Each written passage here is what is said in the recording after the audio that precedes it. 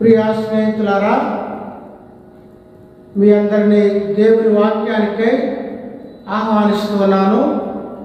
ప్రభువును రక్షకుడైన యేసు క్రీస్తు శుభనామములో మీ అందరికీ నా నిండు వందనాలు తెలియజేస్తున్నాను. ఇటు తరుణం మనకిచ్చినందుకై దేవాది దేవునికి నిండు కృతజ్ఞతలు తెలియజేస్తున్నాను. ఈరోజు మత్తయి సువార్త 25వ అధ్యాయము ధ్యానం చేసుకున్నాము. వాక్యాన్ని చదువుకుని ముందుకెళ్దాం. మత్తయి సువార్త 25వ అధ్యాయము మొదటి 2 వచనాలు చదువుతూ ఉన్నాను. పరలోక రాజ్యము తమ దివిటీని పట్టుకొని పెండ్లి కుమారుని ఎదుర్కొనుటకు బయలుదేరిన 10 మంది కన్యకలను పోలి ఉన్నది. వీరిలో 5 బుద్ధి లేనివారు, 5 బుద్ధి కలవారు. ప్రార్థించుకుందాము. తల వంచి కళ్ళు మూసుకున్నట్లయితే ప్రార్థన. మహాగరుడును మహోన్నతుడును సర్వశక్తియు మిక్కిలి కనికరం కలిగిన ప్రభువా, కొద్ది నిమిషాల పాటు నీ పక్షాడబోతుండగా నన్ను నీ శిలువ సాటున మరుగుపరచండి. మాతోను మా అందరితోనూ నీ ఆత్మశక్తి చేత మాట్లాడండి. వాక్యం వినుచున్న ప్రతి ఒక్కరిలోనూ నీ ఆత్మ ఫలించినట్టుగాను, తద్వారా వాక్యానుసారంగా జీవించి నీ రాకలో ఎత్తబడినటువంటి వారుగాను, ఆత్మీయంగాను అన్ని విషయంలోనూ బలపరచమని ప్రార్థిస్తున్నాను. నీ యొక్క దీవెనలు కుమ్మరించి మహిమకర్త ప్రభావం మీరు పొందమని యేసు దివ్యనామములో అడిగి వేడుకున్నాం తండ్రి, ఆమేన్. ప్రియా స్నేహితులారా, మత్తయి సువార్త 25వ అధ్యాయము యేసు ప్రభు చివరిగా చెప్పినటువంటి ఉపమానములుగా ఉన్నవి. 25వ అధ్యాయం తర్వాత ఆయన శ్రమలకు అప్పగించబడతాడు, సిలువ వేయబడతాడు. ఎవరైనా చనిపోయే ముందుగా ఏం చెప్పాడు అవి చాలా ప్రాముఖ్యమైనవి. అలాగే యేసు ప్రభు చెప్పినటువంటి ఇందులో చెప్పబడిన 3 ఉపమానాలు కూడా చాలా ప్రాముఖ్యమైనవి. ఇందులో ఎవరు పరలోకం వెళతారో చెప్పాడు. పరలోకం వెళ్ళాలంటే ఎలాంటి శక్తి సామర్థ్యాలు కలిగి పనిచేయాలని చెప్పాడు. అంతేకాకుండా ఆయన తీర్చేటువంటి తుది తీర్పుల గురించి ఇందులో రాసి ఉంది.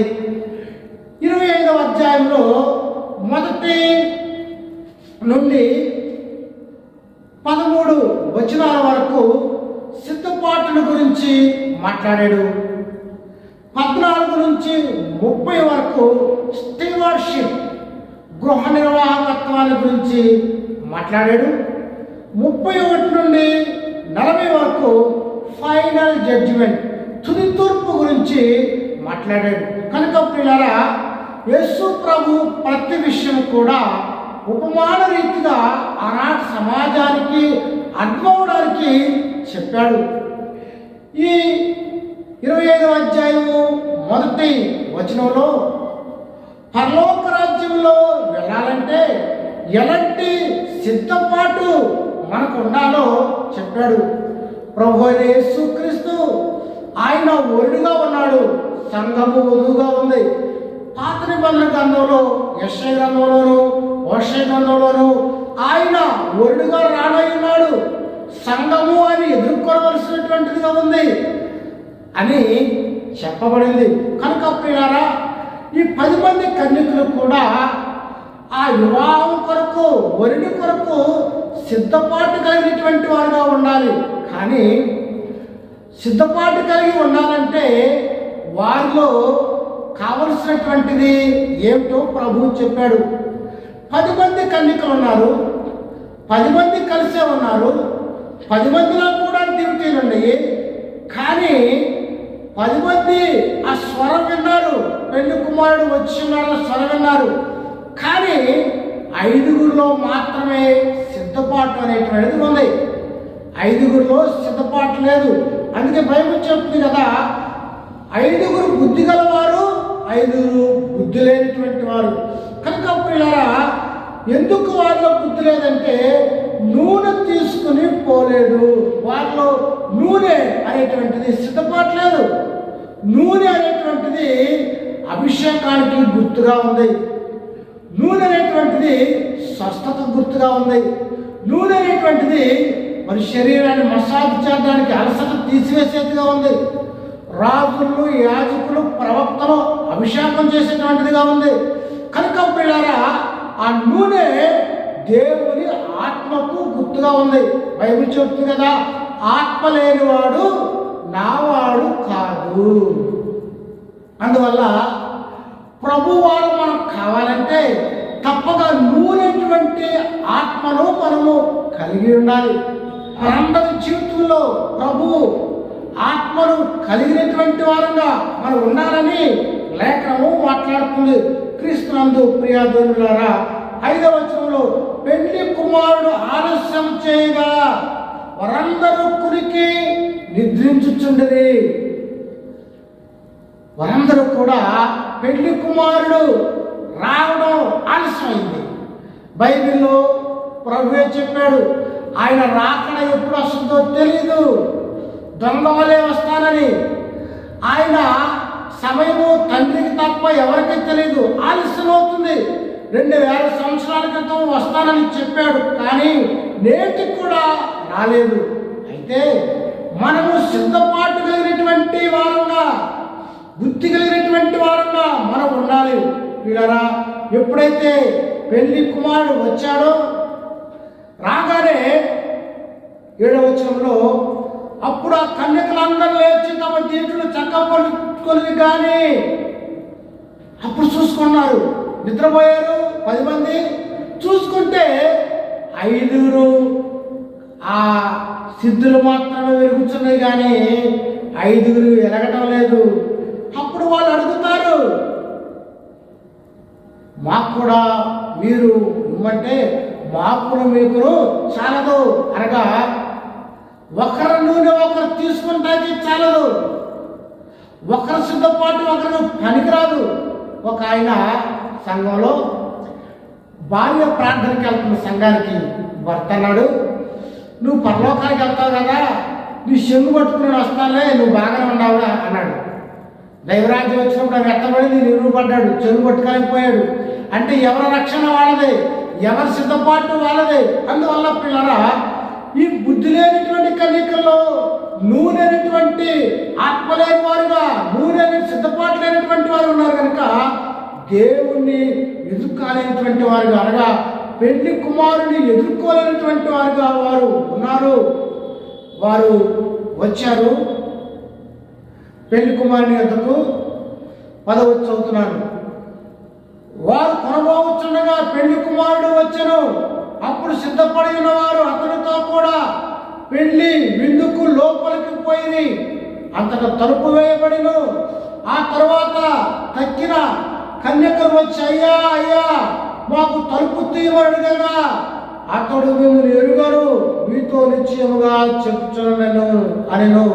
పిల్లరా, వారు పెళ్లి కొరకే వచ్చారు, పెళ్లి కుమారుడు కొరకే వచ్చారు. కానీ వారిలో సరైనటువంటి సిద్ధపాటు లేకపోవడాన్ని బట్టి ఆ సమయంలో తలుపు వేయబడింది.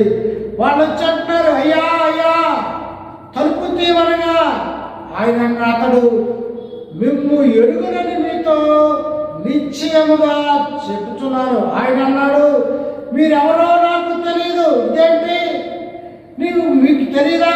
మనం మాట్లాడుకున్నాం కదా, పెళ్లి కొరకే వచ్చాం కదా.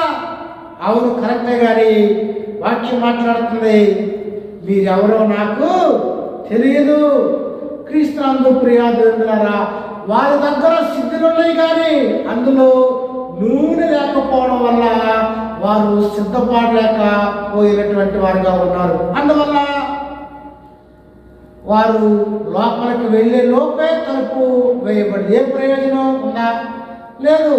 కనుక సిద్ధపాటు కలిగినటువంటి వారుగా, క్రమం కలిగినటువంటి వారుగా, వారిలో క్రమమైనటువంటి సిద్ధపాటు అనేది వారిలో లేదు. ఇలా ప్రభు వాక్యం చదువుతాము. మత్తయి సువార్త 7:21 చదువుతున్నాను. ప్రభువా ప్రభువా అని నన్ను పిలుచు ప్రతివాడును పరలోక రాజ్యంలో ప్రవేశించడు, కానీ పరలోకమందు నా తండ్రి చిత్త ప్రకారం చేయవాడే ప్రవేశించును. ఆ దినమందు అనేకులు నన్ను చూచి ప్రభువా ప్రభువా మేము నీ నామమును ప్రవచింపలేదా?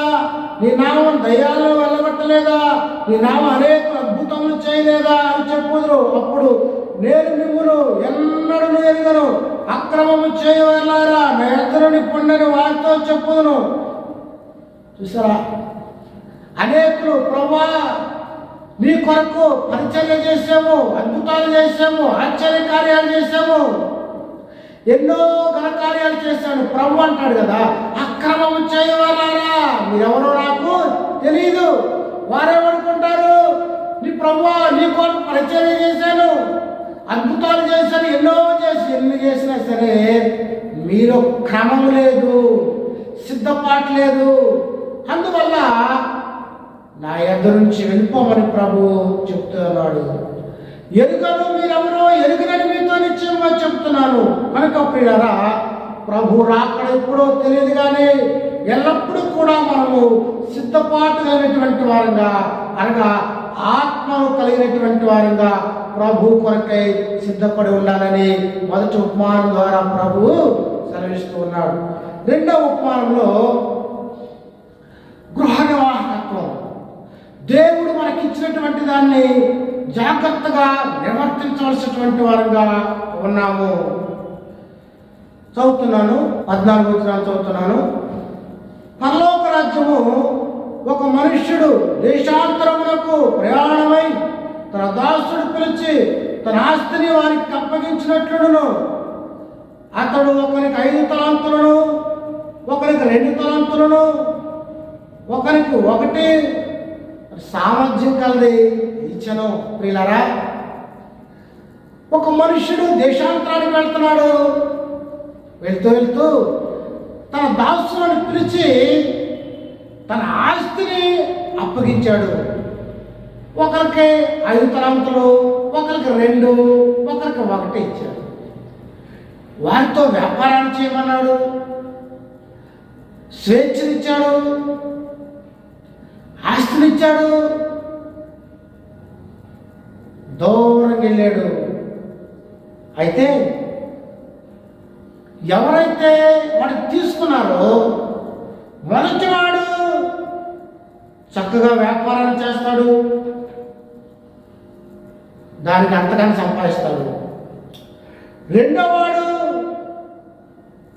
అంతకంతకు సంపాదిస్తాడు. కానీ మూడోవాడు దాన్ని భూమిని త్రవ్వి తన యజమానిని ఇచ్చిన దాన్ని పాతిపెట్టాడు. కొంతకాలం గడిచిన తర్వాత యజమాని వచ్చి లెక్క అడుగుతాడు. అడిగినప్పుడు 5 తలాంతులు ఎవరికైతే ఇస్తాడో 5కు 5 సంపాదించి ఇచ్చినప్పుడు అతని యజమానుడు, బడా నమ్మకమైన మంచి దాసుడా, ఈ కొంచెంలో నమ్మకంగా ఉంటే నిన్ను అనేకమైన వాటి మీద నియమించదును, నీ యజమాని సంతోషంలో పాలు పొందదు అని అతనితో చెప్పాను. 5 సంపాదిస్తే బడా మంచి దాసుడా, యజమాని సంతోషంలో పారిభాగం అవుతామని అతన్ని మెచ్చుకున్నటువంటి వాడుగా ఉన్నాడు. అలాగే 2 తలాంతులు ఇచ్చిన వాళ్ళతో కూడా ఆ 2 అప్పగించినప్పుడు, బడా మంచి దాసుడా, ఈ కొంచెంలో నమ్మకంగా ఉంటివి, నేను అనేకమైన వాటి మీద నియమిస్తానని చెప్పాడు. ఇరువురిని కూడా బడా మంచి దాసుడని వారిని మెచ్చుకున్నటువంటి వాడిగా మనము చూస్తూ ఉన్నాం. యజమాని సంతోషంలో పాలుభాగస్తులవుతావు, నిన్ను అనేక వాటి మీద నియమిస్తామంటే ఇరువురిని కూడా దేవుడు అధికారులుగా చేస్తాను, పరలోకంలో ఉన్నతమైనటువంటి స్థానంలో అధికారులుగా మిమ్మల్ని నేను నియమిస్తాడని నమ్మకమైనటువంటి వారితో ప్రభువు చెప్పాడు. క్రీస్తునందు ప్రియా దేవులారా, దేవుడు మనకు ఆయన గృహ నిర్వాహకత్వాన్ని అప్పగించాడు. ఆయన తలంతులు ఇచ్చాడు, వాటితో వ్యాపారం చేయమన్నాడు. వాటిని ఇచ్చి ఆయన పనిలో వాడమని, అంతకంతులు సంపాదించమని ప్రభు అడిగినప్పుడు అప్పగించమని ఆయన కోరి ఉన్నాడు. కానీ మనం ఏం చేస్తున్నాము? ప్రభు మనకు ఆస్తిని కావచ్చు, అందం కావచ్చు, అధికారం కావచ్చు, ఆరోగ్యం కావచ్చు, శక్తి సామర్థ్యాలు కావచ్చు, పాటలు పాడేటువంటి తలంతులు కావచ్చు, వాక్యం చెప్పే తలంతు కావచ్చు, ఏదైతే ప్రభువు నీకు అప్పగించినాడో దానిని నువ్వు సమర్థవంతంగా నిర్వర్తించాలి. దేవుడు మహిమార్థమే వాటిని వాడాలి. ప్రభు కొరకై నువ్వు వాడబడేటువంటి వాడుగా ఉన్నప్పుడు ఆయనను మెచ్చుకుంటాడు. పరలోక రాజ్యంలో నీకు ఉన్నతమైనటువంటి స్థానంలో ఆయన ఉంచేటువంటి వాడుగా ఉన్నాడు. క్రీస్తునందు ప్రియాజనులారా, ఇప్పుడు ప్రభు గొప్పవాడు కదా, అందరికీ సమానంగా ఇవ్వాలి. ఒక ఎక్కువ ఇచ్చాడు, 5 ఇచ్చాడు, 2 ఇచ్చాడు, 1 ఇచ్చాడు, 3 వేరు ఇచ్చాడు. బైబిల్ ఒక మాట ఉంది 15వ వచనంలో, అతడు ఒకరికి 5 తలాంతులు, 2, ఒకరికి 1, ఎవరి సామర్థ్యం చొప్పున వారికి ఇచ్చి, ఎవరికి ఎంత శక్తి ఉందో ఆయనకు తెలుసు, ఆయన శక్తి కొలది ఇచ్చాడు. అందువల్ల నాకు తక్కువ ఇచ్చాడు, ఎక్కువ ఇచ్చాడు అనడానికి అవకాశం లేదు పిల్లరా. ఎవరి శక్తి కొలది ఆయన ఇచ్చి ఇటువంటి వాడుగా ఉన్నాడు. అయితే ఒకటి ఇచ్చినటువంటి ఆ వ్యక్తి ఏం చేశాడంటే, అతను అడిగినప్పుడు వచనాలు చదువుతున్నాను 24వ వచనంలో, తర్వాత 1 తలంతు తీసుకున్నవాడు వచ్చి, అయ్యా నీవు విత్తని చోట కోయేవాడు అని, చల్లని చోట పంట కూర్చువాడు అయినా కట్టిన వాడే ఎరుగుదును కనుక నేను భయపడి వెళ్ళి నీ తలంతులను భూమిలో దాచిపెట్టి, ఇదిగో నీది నీవు తీసుకున్నామని చెప్పాను. 26లో, అందుకు అతని యజమానుడు వాడిని చూచి, సోమరివైన చెడ్డదాసుడా, నేను విత్తువాడి చోట కోయవాడవని, చల్లని చోట పంట కూర్చువాడని నీవు ఎరుగుదువా? ఆ 1 తలంతు ఇచ్చినటువంటి వాడు ఏం చేశాడంటే, భూమిలో పాతి పెట్టి పని చేయకోకుండా సామర్థ్యంగా ఉండి బద్ధకంగా ఉండి, పైగా ఈ బ్లేముని యజమానుడిని బ్లేమ్ చేస్తున్నాడు, అవమానపరుస్తున్నాడు, తిడుతున్నాడు. కఠినుడు అని నేను ఎరుగుదును. దేవుడు కఠినుడా? ఇచ్చినవాడు కఠినుడా? ప్రభు అన్నాడు, సోమరమైన చెడ్డదాసుడా. చూసారా, 2 తలాంతులు ఇచ్చినవాడు, 2 తలాంతులు తీసుకున్న వాడిని, 5 తలాంతులు తీసుకున్నవాడు పనిచేశారు, కష్టపడ్డారు, బడా మంచి దాసుడా అన్నాడు, అధికారిగా చేస్తాడు. 1 తలాంతు ఇచ్చినటువంటి ఏమంటే, సోమరమైన చెడ్డదాసుడా. పనిచేయలేడు, సోమరు భూమిలో పెట్టాడు. ఏదైనా భూమిలో పెడితే అది పాడైపోతుంది. ఇశ్రాయేలులు ఆనాడు కూడా విలువైన వస్తువులు భూమిలో పెట్టేవాళ్ళు, కానీ వాడుకోకుండా భూమిలో పెడితే పాడైపోతుంది. మనమైనా ఏదైనా వాడే వస్తువు వాడేదనుకో పాడైపోతుంది. ఇతడు కూడా దేవుడు ఇచ్చినటువంటి సామర్థ్యాన్ని, అధికారాన్ని, శక్తిని ఆయన ఏదైతే ఇచ్చాడో దాన్ని వాడుకోకుండా పెట్టాడు కనుక ప్రభు అన్నాడు, సోమరమైన చెడ్డదాసుడా. క్రీస్తునందు ప్రియాజనులారా, ప్రభు నీకేమిచ్చాడో నీకు తెలుసు. పరిచర్య వారు ఇచ్చాడా? అధికారం ఇచ్చాడా? ధనాన్ని ఇచ్చాడా? శక్తినిచ్చాడా? చక్కగా ప్రసంగం చేయగలవా? వాయిద్యాలు వాయించగలవా? ప్రభుత్వ పరిచర్య చేయగలవా? ఏది చేయగలవో అది చేస్తే బడా మంచి దాసుడు అవుతావు. ప్రభువు నిన్ను మెచ్చుకుంటాడు. దైవరాజ్యం అధికారిగా దేవుడు నిన్ను చేస్తాడు.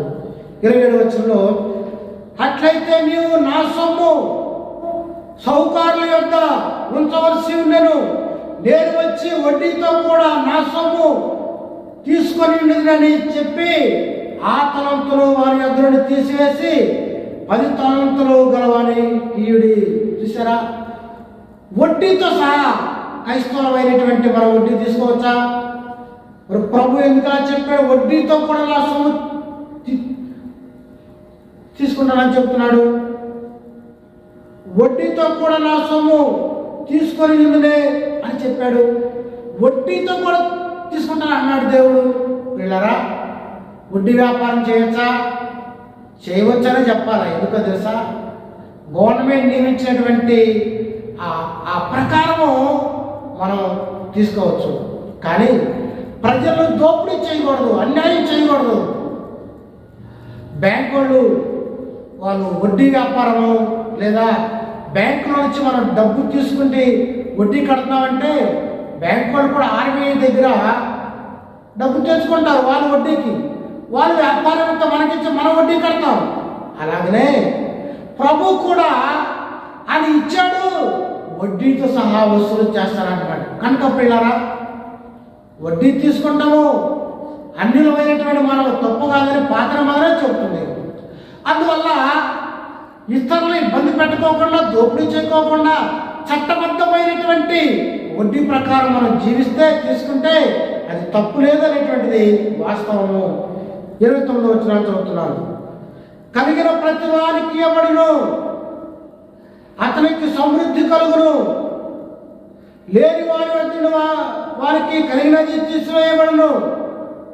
మరియు పనికి మారిన దాసుని వెలుపల చీకట్లోనికి త్రోసివేయుడి, అక్కడ ఏడుపును పండ్లు కొరుకుటయు ఉండును. చూసారా, సోమరి వాడిని ఆయన చీకట్లోనికి వెలుపటికి త్రోసివేస్తానన్నాడు.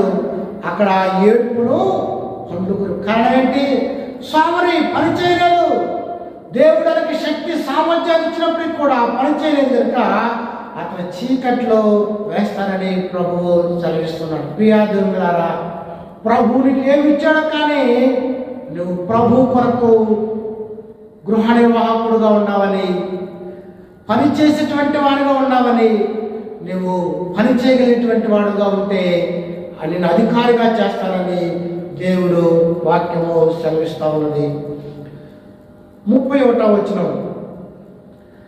తన మహిమతో మనుష్య కుమారుడు ఆయనతో కూడా సమస్త దూతలను వచ్చినప్పుడు ఆయన తన మహిమ గల సింహాసనం మీద ఆశ్చర్యుడైనను. అప్పుడు సమస్త జనములను ఆయన ఎదుట పోగు చేయుదురు. గొల్లవాడు మేకల నుండి గొర్రెలను వేరుపరచినట్లు ఆయన వారిని వేరుపరిచి తన కుడివైపున గొర్రెలను ఎడవైపున మేకలను నిలబెట్టును. 31వ వచనం నుండి 40వ వచనం వరకు జెంటైల్ జడ్జిమెంట్, అన్యులకు తీర్పు లేదా తుది తీర్పుని గురించి ప్రభు ఉపమానం చెప్పాడు. చదవడానికి ఇది చాలా పెద్దగా ఉంది, అయినా అర్థం కావడానికి మొదటి 2 వచనాలు చదువుతున్నాను. తన మహిమతో మనుష్య కుమారుడును ఆయనతో కూడా సమస్త దూతలను వచ్చినప్పుడు ఆయన తన మహిమ గల సింహాసనం మీద ఆసీనుడైనను. అప్పుడు సమస్త జనములను ఆయన ఎదుట పోగు చేయుదురు. గొల్లవాడు మేకల్లో నుండి గొర్రెలను వేర్పరచినట్లు ఆయన వారిని వేర్పరచి ప్రభువు సింహాసనం మీద ఆసీనుడై ఉన్నప్పుడు గొర్రెలను మేకలను వేరు చేస్తాడు. ప్రియులారా, గొర్రెలు మేకలు ఒకే స్థలంలో ఒకే విధానంలో పెరుగుతాయి, కానీ గొర్రెల స్వభావం వేరు, మేకల స్వభావం వేరు. గొర్రె స్వభావము సాధు స్వభావము, యజమానుడు చెప్పింది వింటాయి. యజమానుడు లేనిదే అవి బ్రతకలేవు, ఆహారాన్ని సమకూర్చుకోలేవు. మేకలు మే మే ఎప్పుడు అరుస్తూ ఉంటాయి, అవి అల్లరి చిల్లరగా ఉంటాయి. అందువల్ల ఈ గొర్రెలు క్రైస్తవులైన దేవుని బిడ్డలైనటువంటి వారికి గుర్తుగా ఉన్నాయి. ఈ మేకలు అనేటువంటివి జెంటైల్స్, అన్యులకు గుర్తుగా ఉండవని చెప్పవచ్చు. క్రీస్తునందు ప్రియ దేవులారా, ఈ గొర్రెలు విశ్వాసులకు గుర్తుగా ఉన్నాయి. దేవుని బిడలకు రక్షణ పొందినటువంటి వారికి సంకేతంగా ఉన్నాయి. అవి అన్నీ కూడా ఒకే చోట పెరుగుతున్నాయి, కానీ గొల్లవాడు తగు సమయంలో వాటిని వేరుపరిచేటువంటి వాడుగా ఉన్నాడు. గొర్రెలను ఆయన కుడివైపున పెట్టేటువంటి వాడుగా ఉన్నాడు. ఆ గొర్రెలతో ప్రభు అన్నాడు, నా తండ్రి చేత ఆశీర్వదించబడిన వారులారా రండి, లోకం పుట్టిన మొదలుకొని మీ కొరకు సిద్ధపరిచిన రాజ్యమును స్వతంత్రించుకోండి. గొర్రెల కొరకు ఆయన రాజ్యాన్ని సిద్ధపరిచినటువంటి వాడుగా ఉన్నాడు. అంతేకాకుండా ఆయన ఏమన్నాడంటే 15వ వచనంలో, నేను ఆకలి కొంటిని, మీరు నాకు భోజనం పెట్టింది, దప్పికొంటిని, నాకు దాహం ఇచ్చింది, పరదేశం ఇంటిని నన్ను చేర్చుకుంటుని, దిగంబరి ఇంటిని నాకు బట్టలు ఇచ్చింది, రోగిని ఇంటిని నన్ను చేర్చుకుంటుని, చెరసాలలో ఉంటుని నా యొద్దకు వచ్చిందని చెప్పాను. ఆ గొర్రెలతో విశ్వాసమైనటువంటి వారితో ప్రభు అంటున్నాడు, నాకు మీరు సహాయం చేశారు. ఆకలేసినప్పుడు ఆహారం పెట్టారు, దప్పికొన్నప్పుడు దాహం ఇచ్చారు, పరదేశుల ఇంటిని నాకు మీరు చేర్చుకున్నారు, దిగంబరుల ఇంటిని బట్టలు ఇచ్చారు, రోగుల ఇంటిని పరామర్శించారు, చెరసాలలో ఇంటిని నన్ను మీరు చూడవచ్చారు. ఇవన్నీ చేశారు నాకు. కాబట్టి మీ స్వభావం మంచిది, పరలోకానికి వారసులై ఉన్నారు అని గొర్రెలతో ప్రభు మాట్లాడుతూ ఉన్నాడు. వారు అన్నారు, కుడివైపు ఉన్నటువంటి వారు, అందుకు నీతిమంతులు, ప్రభువా ఎప్పుడు నీవు ఆకలి కొంటివి, ఎప్పుడు నీవు దాహం కొంటివి, ఎప్పుడు మీకు పరదేశంలో ఎప్పుడై ఉన్నావు నీవు, ఎప్పుడు మీకు బట్టలు ఇచ్చాము, ఎప్పుడు మిమ్మల్ని పరామర్శించాము అని వారు నీతిమంతులు అంటూ ఉన్నారు. అన్నప్పుడు ప్రభు ఇలా శ్రమిస్తున్నాడు. 40వ వచనం, అందుకు రాజు మిక్కిలి అల్పులైన ఈ నా సోదరులు ఒకరికి మీరు చేస్తున్నారు కనుక నాకును చేస్తున్నారని నిశ్చయంగా మీతో చెప్తున్నానని వారితో అనెను. మీకెప్పుడు చేసావు ప్రభు అని నీతిమంతులు అడిగితే, మిక్కిలి అల్పులైనటువంటి వారికి మీరు చేస్తున్నారు కనుక నాకును చేసినట్టేనని చెప్పాను. క్రీస్తునందు ప్రియ దేవులారా, ఈ ఉపమానం ద్వారా ప్రభు ఏం చెప్పదలుచుకున్నాడంటే, మీరు సేవ చేయాలి, మిక్కిలి అల్పులైనటువంటి వారికి, అవసరంలో ఉన్నటువంటి వారిని ఆదుకోవాలి. అలా ఆదుకుంటే మీరు నాకు చేసిన వారు అవుతారని ప్రభువు మాట్లాడుతున్నాడు. మాధవ సేవయే మానవ సేవ అంటారు కొంతమంది సోదరులు. మాధవ్ అంటే ఎవరు? దేవుడు. మానవుడికి సేవ చేస్తే దేవుడికి సేవ చేసినట్టే అని చాలామంది ఈ భౌతికమైనటువంటి సేవ కొరకు కూడా తమ జీవితాలు సమర్పించుకున్నారు మానవ సేవ కొరకు. ఉదాహరణకు మానవ సేవ కొరకై మదర్ తెరీసా 1910 ఆగస్టు 27న ఎక్కడో యుగోస్లావియా దేశంలో పుట్టి మన దేశానికి వచ్చి క్రీస్తు ప్రేమను చాటింది. నిలబెట్టి చదువుతున్నాను. అప్పుడు ఆయన ఎడమవైపు నుండి వారిని చూచి, శపింపబడిన వారులారా నన్ను విడిచి అపవాదికి వారి దూతలకు సిద్ధపరచబడిన నిత్యాగ్నిలోనికి పోవుడి. చూసారా? ఎందుకు? వారు సరైనటువంటి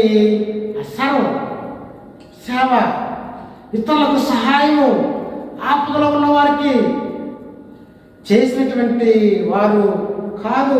కనుక ప్రియా దేవులారా, వాళ్ళు అడుగుతారు, మీకు ఎప్పుడు చేయలేదు, నువ్వు ఎప్పుడు వచ్చావు అంటే ప్రభు అదే మాట మరలా చెప్తాడు 45లో, మిక్కిలి అల్పులైన వారిలో ఒకరికైనా మీరు ఎలాగూ చేయలేదు. ఎందుకు మిమ్మల్ని నేను నిత్యాగ్నిలో పంపుతున్నాను? అల్పులైనటువంటి వారికి మీరు సహాయం చేసినటువంటి వారు కాదు. కనుక ప్రియా దేవులారా, మన జీవితాలు ఇతరులకు సేవ చేయాలని, మన క్రియల ద్వారా చూపించాలని ప్రభు ఇక్కడ విశ్వాసము, నిరీక్షణ, ప్రేమ గురించి మాట్లాడలేదు కానీ క్రియల గురించి మాట్లాడుతున్నాడు. అల్పులైనటువంటి వారిలా మీ క్రియలు జరిగించాలని, వారిని ఆదుకోవాలని, వారికి ఆహారం ఇవ్వాలని, నీళ్ళు ఇవ్వాలని, వారి చెరసాలలో ఉన్న పరామర్శించాలని, ఆపదలో ఉన్నటువంటి వారిని ఆదుకోవాలని. అందుకనే లూకాసు వార్తలో మంచి సమర్థన గురించి మనం చదువుతాం. అలాంటి సేవ చేయాలని క్రీస్తునందు ప్రియా దేవులారా అల్పులైనటువంటి వారికి సేవ చేస్తే పరలోకంలో ప్రభు జ్ఞాపకం చేసుకున్నటువంటి వాడుగా ఉన్నాడు. క్రీస్తునందు ప్రియ దేవుని బిడలారా, పరమేంద్రం మనం చూస్తాము, వారి క్రియలు వారి వెంట పోవచ్చున్నవి. మనం ఈ లోకంలో బ్రతికినంత కాలం బ్రతుకుతాము. తర్వాత కూడా మనం బ్రతకాలంటే మన క్రియలు బట్టి మనము బ్రతుకుతాము. డాక్ట కూడా పేదరాలే, ఆమె చేతిలో ₹1 సూది ఉంది, కానీ పేదవారికి ఆ బట్టలు కుట్టి ఇచ్చింది ఉచితంగా. చనిపోయింది, అందరం చనిపోతాం. కానీ పేతురు పాస్టర్ గారు ప్రార్థన చేయగా లేచి కూర్చుంది. కారణము ఆమె క్రియలు ఆమెను లేపినయ్యి. అలాగనే ప్రియా దేవులారా, ప్రభు చెప్తున్నాడు, మిక్కిలి అల్పులైనటువంటి వారికి సేవ చేయాలని, వారిని ఆదుకోవాలని, వారి ఎలా కనికరాలు చూపబడాలని, వారిని ఎలా సహాయం చేయాలని. అల్పులైనటువంటి వారి ఎలా అడుక్కునే వారు ఉంటారు.